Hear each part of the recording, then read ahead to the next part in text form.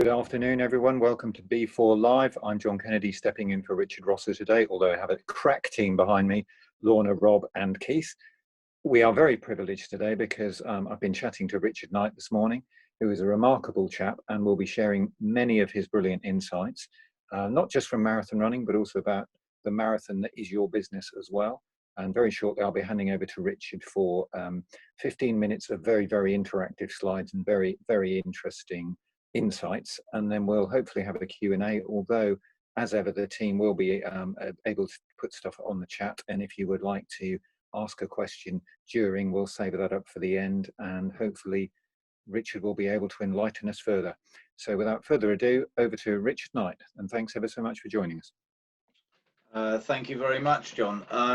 Good afternoon, everybody. I just wanted to show you a presentation that, so I just got a 10 or 15 minute presentation here, guys, just to promote what I do, how I help people, especially through situations like this. And I link it to an event in my life that was back in 2004. So for just to give you a sort of snapshot overview, I've run a business for 33 years that I've taken from concept to sale. I sold it in 2016, so the 3-year earnout finished at the end of March last year. I'm still consulting to the company that bought my business because they didn't do what they should have done, which was replace me. So they're quite happy to continue paying me, then that's fine. But this is a talk that I call running a business as a marathon, not a sprint, primarily because we are in business for the long term. We're not in it for the short term.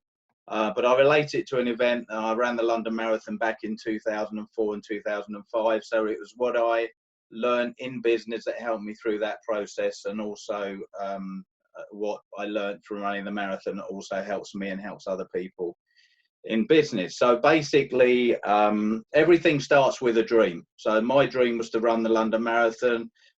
Most of us that are in business have obviously had a dream to actually want to run our own business. The reason we started, it might have been because we got made redundant, or we had some money that was handed down to us through sort of family, or we just hated working for somebody else. But we all have a dream initially to actually start our own business. That's why most of us are in business today.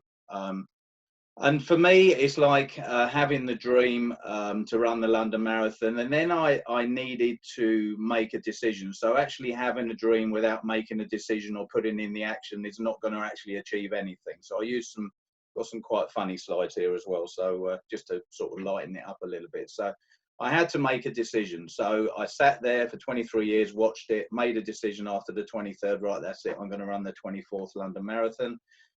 So I had 12 months just short to actually train for that event. Now I didn't know what I needed to do. I'd never done it before. So one of the things that I think a lot of people miss when they're in business, they don't ask for help. There is countless amounts of help and support out there from people that understand more about certain things than we understand. So we have to ask for help. So I had to ask for help. Never run the marathon before. So my first port of call was somebody I knew that had run the marathon. So what do I need to do? So they said, first 2 things you need to do, and I was talking to John and Lorna about this earlier, is you need to get yourself a decent pair of running shoes. You can't run around a marathon course with a pair of plimsolls we all used to wear when we were at school. You might get away with a mile or 2 miles or 3 miles with those, but you certainly won't get around a marathon course. And people's running style is totally different. So some run on the outside of their feet, some on the inside, some with their heels first and their toes first. So we have to identify a running style. So go somewhere where you can actually run on a treadmill and they can work out the style that you actually run, and get a pair of shoes. So get 2 pairs of shoes because you need to rotate, because you don't want to start the marathon with a pair of shoes you haven't worn in. So that was probably 250 quid on 2 pairs of running shoes, and the rest of it you can get away with. But the other thing they said is subscribe to Runner's World. Runner's World will give you a diet plan and a running plan. So we all need to ask for help in our business in exactly the same way that I actually had to ask for help for the marathon. So then we have to make sure we've got a plan in place, and we have to make sure it's realistic. If it's not realistic, then we're going to give up before we're halfway through it. So I had to have a plan and put a plan of action together. So we had to have a action, but we have to have a positive vision. So never once through the whole training process did it ever occur to me that I was not going to complete the marathon. I knew I was going to complete it. It was never, you know, what if this happens or whatever. I knew the whole thing was actually going to go to plan. The only thing we didn't know was the time. We'd set a time, so we had a plan of action. We'd put a time in place of what we wanted to as we went through the training process. So what the training process actually taught us was to work backwards, so work from where we are and then look at the end result. So we knew the marathon was going to be in 12 months' time. That date was not going to change. So I had a 12-month plan, and in business we need to have a short-term, mid-term, long-term plan. So my 12-month plan was the marathon was going to be run on whatever day in April it was. The following year, they weren't going to move the date if I didn't get the training process put in place in time. So I had that to work to. Runners World gave me processes that I needed to run my longest distance run probably 4 weeks before. I needed to run a half marathon probably 6-8 weeks before that, and a few half marathons, a 10K race, which is 6 miles. And basically the training program said I needed to be from where I was to running a 10K. I was running 3 miles once a week when I made the decision that I needed to run a 10K race, which was 6 miles in 3 months. So can I get from 3 miles to 6 miles in 3 months? Yes, I can. So that was my short-term goal. I just had to step it up a little bit to get there. So it gave me the long distance plan of a year, and then it gave me the short stepping stone plans to actually work on the way forward. So the thing that we all have to have is self-discipline. I don't know where you can see that whole slide there, but and a lot of people struggle with this. And I was saying to the guys beforehand that if we have discipline in our lives, we'll succeed. If we don't, we won't. And I gave the example of people that sort of say they want to lose a stone in weight before they go on holiday. And they're going on holiday in 6 months' time, and that's probably an acceptable time to be able to lose a stone. But then for the first 5 months, they do nothing, and then they're now got to lose a stone in a month. So they give up because they know that's actually not going to happen. So I had to have the self-discipline to sort of get myself out of bed in the morning and go for a run when I really didn't want to. And the other thing that got me out of bed was responsibility. So I had 2 other friends of mine that were running the marathon with me, and we had a responsibility to each other. So we trained as much as we could do with each other. So we were responsible to the other 2 guys that were running. I was responsible to the charity because a charity had taken us on board and said they would let us run for them. And then we had a responsibility to the people that actually sponsored us. So every morning when I got up and put my running shoes on, it was a case of actually remembering I was responsible to these people. And that's what got me out of bed in the morning. It wasn't easy. And they say with the London Marathon, the hardest thing is the training during the winter months. The peak training is between January and April, and it's dark, it's wet, it's frosty, it's cold outside, and you really don't want to go out and run. So those things go through your mind when you're actually putting your shorts on and your running shoes in the morning and getting out of bed, that you've got a responsibility to other people. So these are all actions that I've learned through business, and you can take back, for the learning from the marathon to actually taking back to business. So I had a responsibility. So so we did the training process, went to plans, no injuries or anything like that. And then we come to the day. So just quickly give you a snapshot overview because it is quite comical, really. Well, I think it is.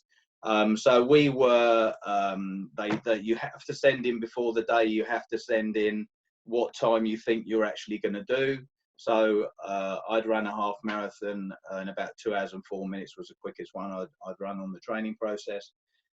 So I thought, well, I'll tag a half hour onto that. So no real working out on that one, to be honest. But I thought, well, an extra half an hour just to allow for hold-ups and whatever, that should be fine. So I put down 4.5 hours. And they pen you in. So any of you, if you've ever done the London Marathon, they actually pen you in at certain sort of times that you put in. So I'm stood there with a guy in a rhino suit, a guy with wearing a suit of armour, and I started thinking this is not going to go too well. It took us probably 15 to 20 minutes to get across the start line, because you can see the crowds in this, and so that, you know, it's massive in Greenwich Park. And in Cutty Sark, the first point we had when my wife said she was going to meet was at Cutty Sark, and that was 6 miles out. And so we'd set a 10-minute mile pace that we were going to run the marathon in. And when we got to Cutty Sark, we were there in 72 minutes. So it had taken us 12 minutes a mile.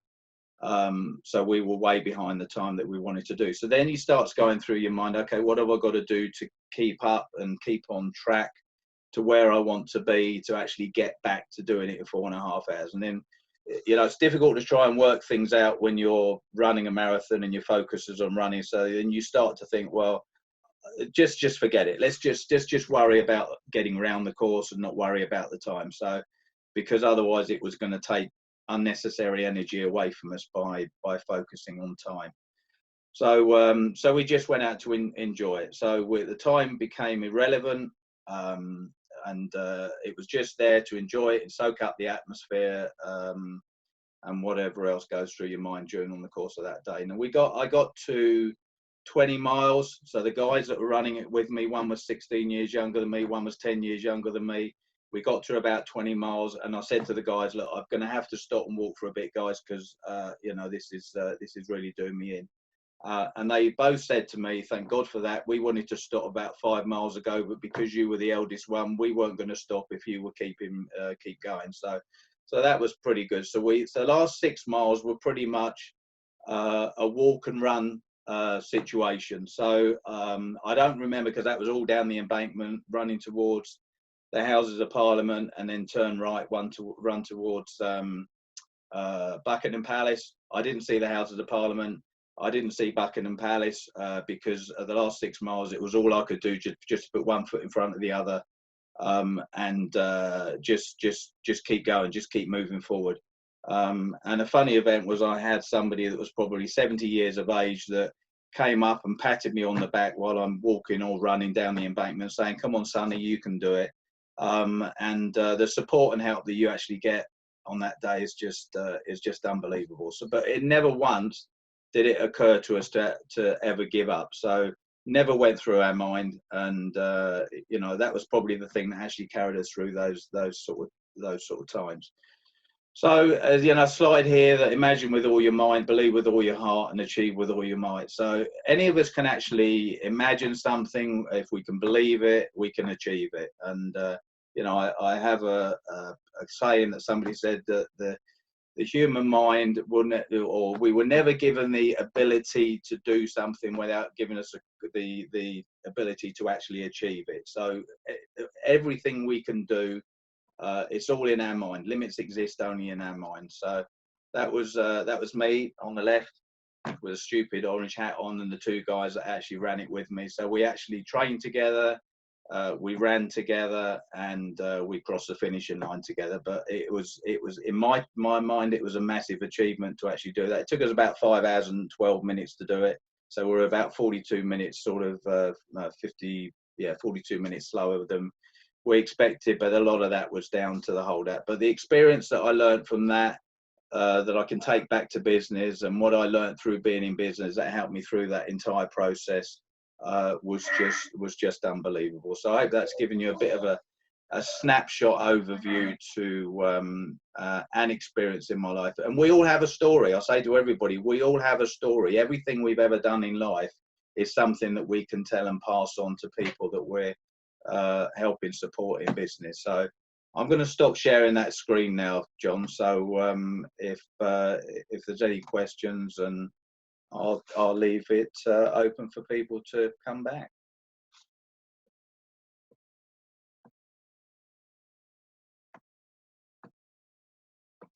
John, you're muted. I'm unmuted. Is that better? Yeah. Thank you very much, Richard. Thank you so much. I know there will be questions, but I was just thinking, to sum that up in Harvard Business Review speak, which I know we're all avid readers of, it's kind of understanding the challenge, isn't it? But then also a bit like we would normally do. What's the situation analysis? Where are we now? And where do we want to go? How do we get through those 26 miles?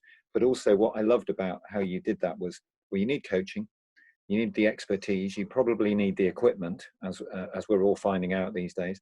You also need a plan, and then the milestones, if you'll forgive the pun, and the discipline. And then also, which we're all finding, I'm sure at the moment, is there's the stakeholders, you know, who, if you're disciplined, but you're relying on other people, they're relying on your discipline. That's a great way to keep the incentives moving forward. And I think that's what we're probably all finding in terms of our business resilience now, is how are we keeping our teams disciplined, but also inspired and aspiring in order to move things forward.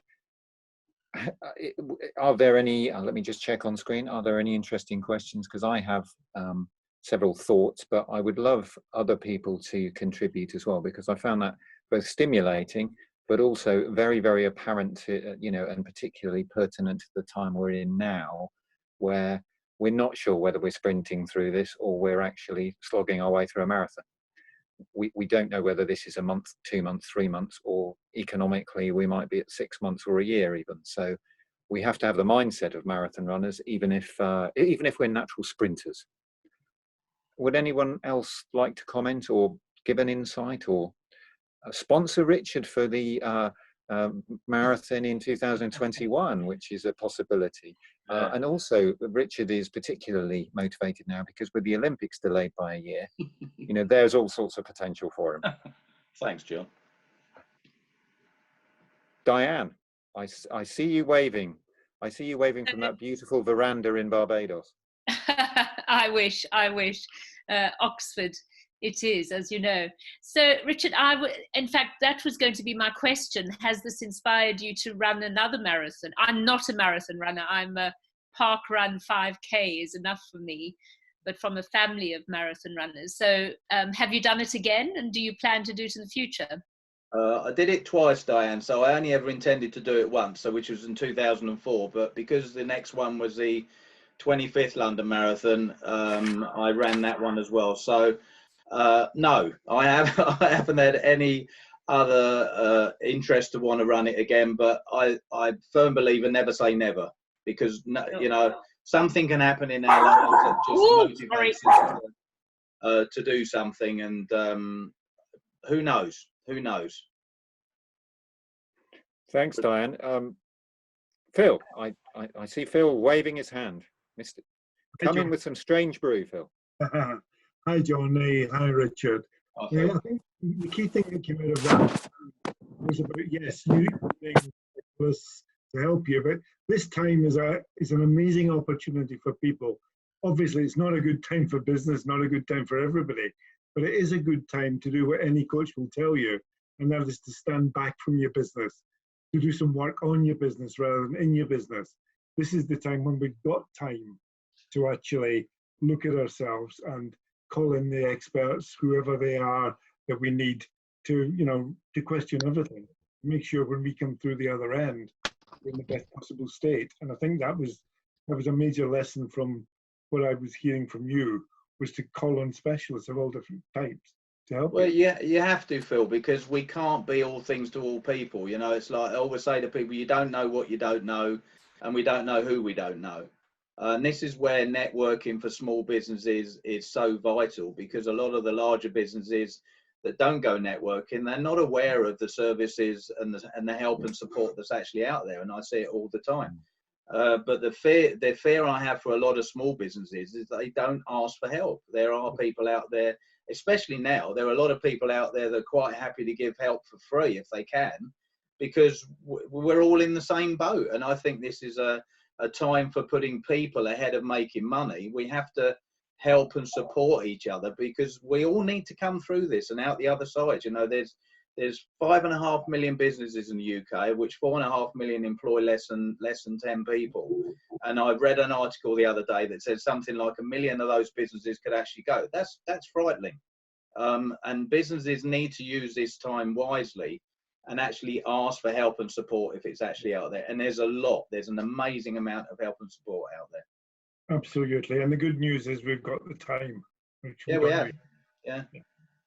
Well, actually, Phil, following on from what you've both said and from your level of expertise, one of the things also is to understand that building a brand at the moment, even if it's our own, even if it's just 2 or 3 people within an organization, authenticity is infinitely more important now, because all of the things we're doing to build our businesses, but also to help, will be repaid in the future, we hope.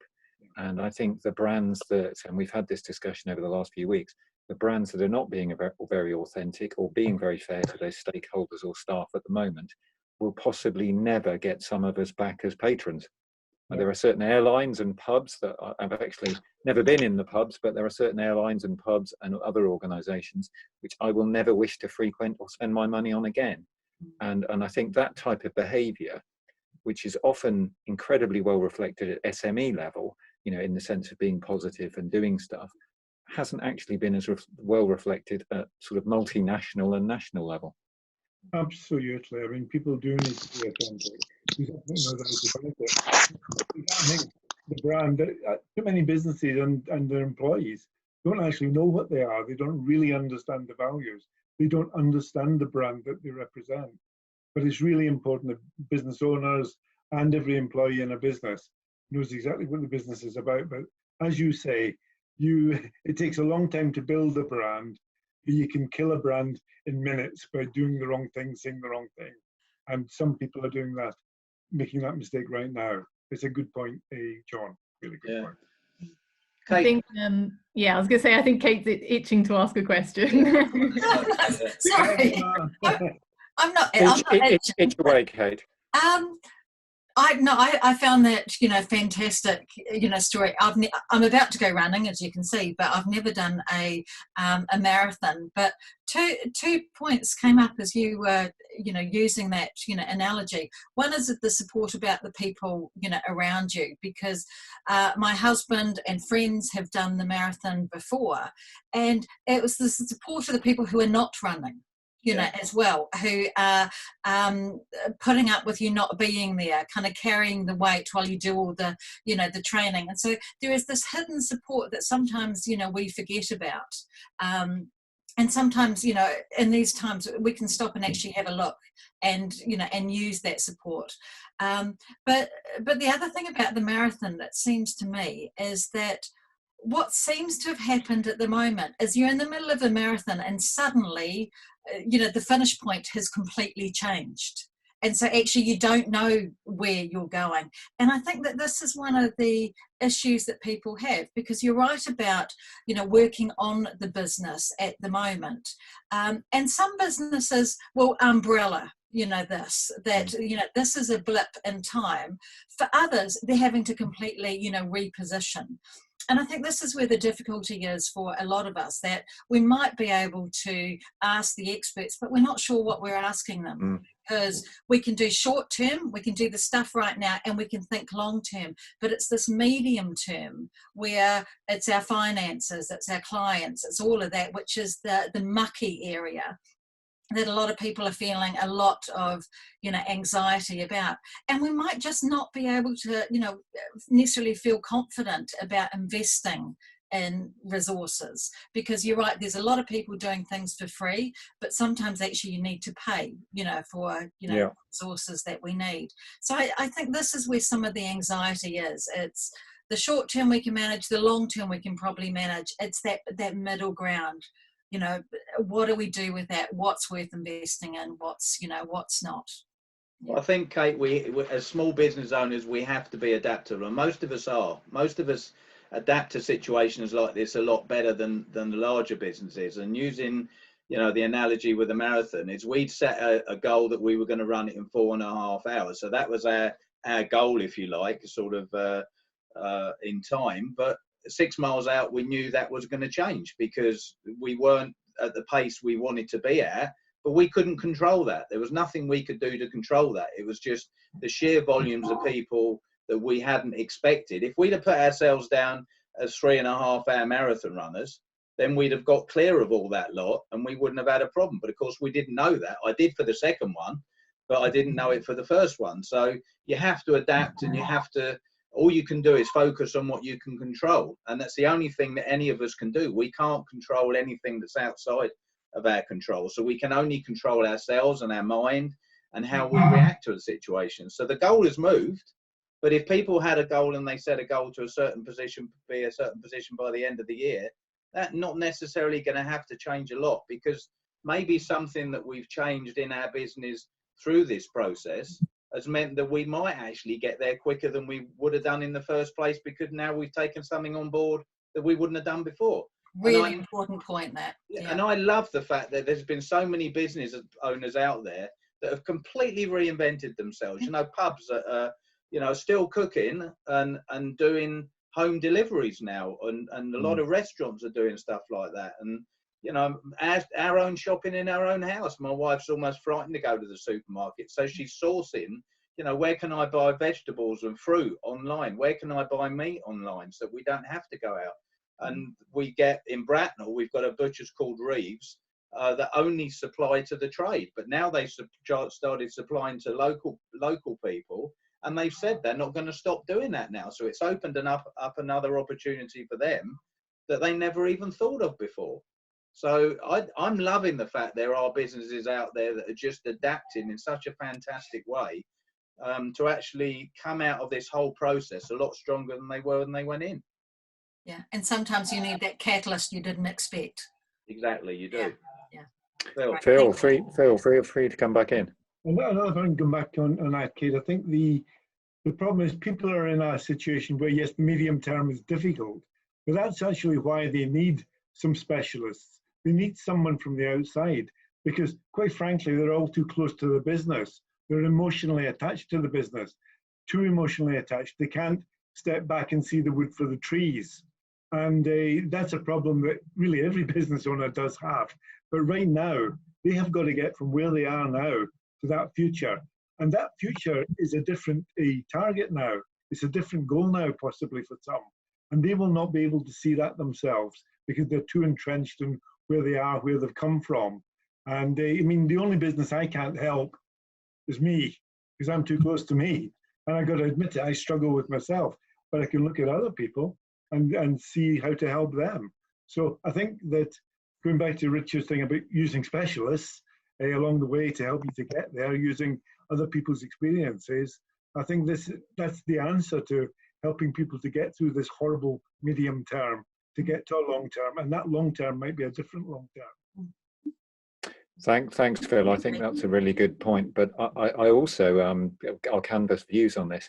I think one of our default settings, and I'm certainly guilty of this myself, whether it's in sport or in business, is our behaviours don't change very quickly. So I sometimes think, well, I'm just going to work twice as hard at the same things I'm comfortable doing, as opposed to work a bit smarter. And I think that transition is one of the very, very difficult things. And I think a couple of comments I've seen in the chat about using our networks to enable us to change our behaviours, even if only slightly, and also be more flexible, I think is absolutely essential, because I think one of the things we all do, and Phil and I have discussed this in the past, is we just work harder at the same things. And sometimes you look up and think, well, it's the wrong jungle I've been hacking at now. The jungle has changed completely, and it's a different marketplace out there, and what I was offering may no longer be as relevant. So I think, as you say, Richard, Phil, Lisa, and even Diane to some degree, it is about getting an external view to understand that, well, actually, where can we move this to? Rather like in marathon running, well, if you've got a different running style, if you've got the wrong trainers, there is a tendency, well, I'm just going to run more miles, but actually it's quality of mileage. As we all know from our running, it's not, just sheer volume. So I think it's right in terms of looking at the comments, look at the amount of knowledge there is out there, but actually, bespoke it to what you can do, and tailor it to, what do I need to do to be better at managing my team, to be better at talking to clients, to engage more fully. Because, we've seen so many fabulous examples of people volunteering and using their skills, but actually we also have to be a little bit selfish about making sure our own businesses are here in September, October, November. Yeah, I think one of the key things that Richard actually said, and I think it's so true, and it is a big blockage in terms of people getting through this medium term, is that traditionally we're frightened to ask for help. We should not be frightened to ask for help just now. We're all quite literally in the same boat. We all need help. There's no one who doesn't need help right now. And I think we've just got to say, well, hey, I want to be here tomorrow, so who can help me? And I think, you know, it can be free, it can be paid for, but we all need help, every one of us. Myself. There's a quote out there, Phil, that when John was talking reminded me the definition of insanity is doing the same thing day after day and expecting a different result, you know? That's right. So if what we're doing is not working, we have to do something different. And this is a great opportunity for people to look at their business in depth to see, you know, what can they do different that they weren't doing before, you know? Can I add something along those lines, which is that, you know, when people are so frightened of change, which is a normal, you know, human kind of reaction, the thing is, if we don't change, everything else is going to change around us. Right. Almost the only way to keep things, you know, like safe for us is actually to embrace that change and, you know, and go with it. Because as people have said in the comments, you know, change has happened and it's going to continue to happen. So you might as well go with it. Well, the thing is, if you don't change, it's not a question of you'll stand still. It's a question of you going backwards. Yeah. Everybody else is going forward. Yeah, absolutely. Or sideways, or all sorts of places. Yeah. And any other final comments or concluding things from or insights from you, Richard? I'd be delighted if there's more wisdom. You know, it's just I just hope that people learn through this process. I mean, what Kate said there about change. I mean, it's human nature. None of us like change. We like things to stay as they are. And I use the example of my, you know, in probably all of our parents' eras, that nothing much changed from decade to decade. So, you know, you could truck along quite nicely where the previous generation sort of picked up or left off. But now we can't. And I always think that if we're doing the same thing this year that we were doing last year, we're going backwards, because, you know, everything is moving at such a rapid pace now.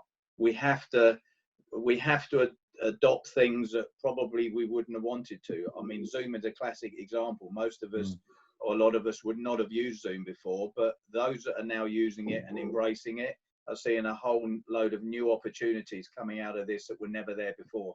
And there are loads. And I think if we spend the time having conversations with people that maybe we've not had conversations with before, we can all learn. We can all learn from each other. You know, not one of us has all the answers.